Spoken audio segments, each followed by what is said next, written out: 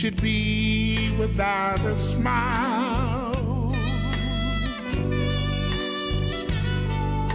So we must find a place for the homeless child.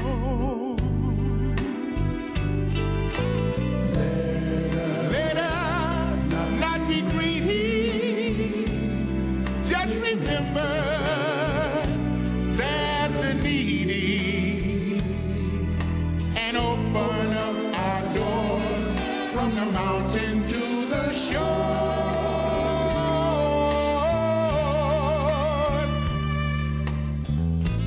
No one should walk the streets alone. And I was married. My husband shot me and slit my throat years ago and a few years back, and that's how I became homeless. Year-round, on any given night, there are virtually thousands of individuals of all ages, races, and genders roaming the streets without a final destination. This is true in every city, large or small, across our nation. Fallen between the cracks of society, in the 21st century, hidden away, our lives forgotten. It's not a place where someone chooses to go. People begin to look at you like you're not there anymore. You know, they look right in your face, but they look through you. You're not a person anymore, you're a thing. You're not talked to like a human being anymore. You're talked to like something that's discarded. People have no feelings for a homeless person. You begin to take it internally. You begin to feel belittled. And it's not a once in a while thing. It's an everyday thing. And it's not with one or two people. It's with just about everybody.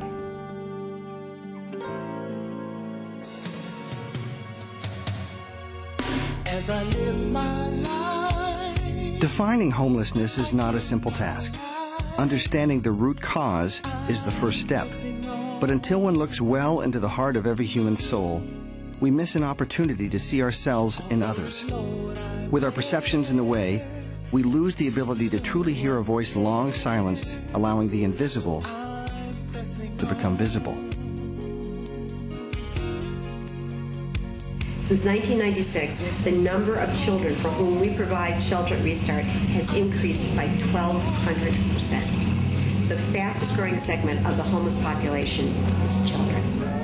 With homeless adults, you know, you can be like, well, they got themselves in a situation clearly, like, I don't know, drugs or something. Whereas with kids, you can't. It's much more difficult to pinpoint and be like, yeah, they probably got themselves there because they were 12 and they were doing drugs, you know, and like then you think about what you were doing at 12 years old, and it probably was like, you know, depending on your parents for everything. And I've seen kids like who are homeless who still carry teddy bears. I think that just brings the true humanity back to it. Can you imagine how it would feel to be out there and be 12? The National Runaway Board statistics say that 13 kids die on the street of the U.S. every day. Each of us comes with a preconceived idea about what makes another homeless. They don't have a home. They live in the street, and they cover up with newspaper and boxes. They don't look like other people. Well, they live on the streets and they don't have nothing. And people have to give them stuff. And they don't have any money, nothing to eat, nothing to drink. They don't have that much clothes. They only have one pair of clothes.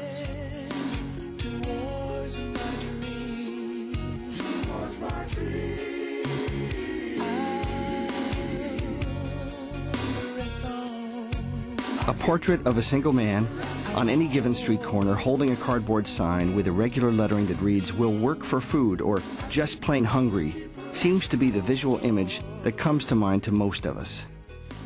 Probably 5 years ago, my perception of a homeless person would probably be that stereotypical Hollywood perception that we see on TV with the bum, with the everything on his back, unshaved and unclean. And now, working in this field, that's not what you see. You see people come dressed, neat, clean, hair comb, men shaving, saying, I don't have any place to go. Lost professional jobs. It's your next door neighbor. Homelessness means being without shelter, resources, support, recognition, or power to influence society. It's simply lacking a permanent place to stay dry and feel secure. Simple survival becomes one's full-time, humiliating task. Loss of self-worth and hope for the future is certain. Homeless individuals feel cut off and alienated. A crisis, whether connected to poor health, mental illness, addiction, domestic violence, or breakup of a relationship, can turn a life on end, with the result being homelessness. Somebody asked me what I wanted for Christmas, and I told them I wanted a drawer. And they said, that's the most weirdest Christmas present I've heard yet. But it's the truth. I'm tired of having to get my stuff out of a bag. Each homeless individual has a unique story worth hearing. You have to understand that as a child, my being molested for so many years, it wasn't an every once in a while occurrence. It was pretty much almost daily, and that had a tremendous effect on me. You know what I mean? And I tell them my story, I tell them where I come from, you know what I mean? And if I can do it, anybody can. The numbers will continue to increase until we create a society based on listening. When I was homeless, I was shot. I was beat with a bat. I was beat with several sticks and all the rest of that.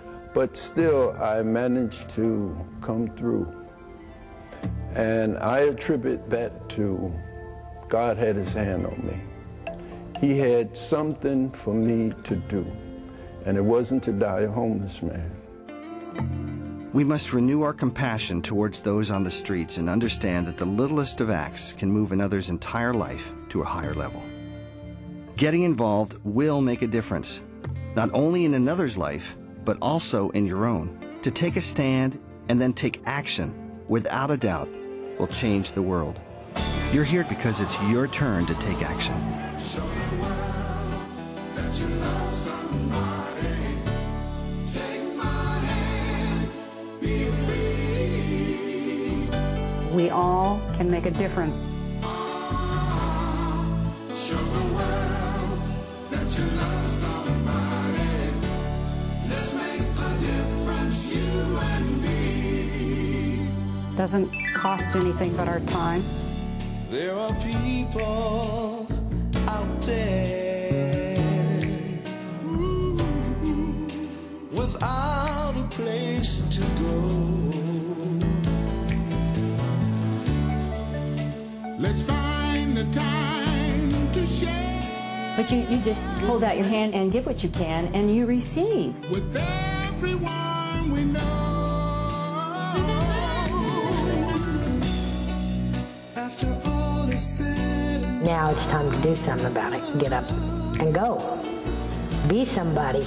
there's enough for everyone. So let's give it, let's give it with love. A lot of Americans are 2 and 3 paychecks from being homeless. You gotta change the way you see things. You gotta change the way you see the homeless.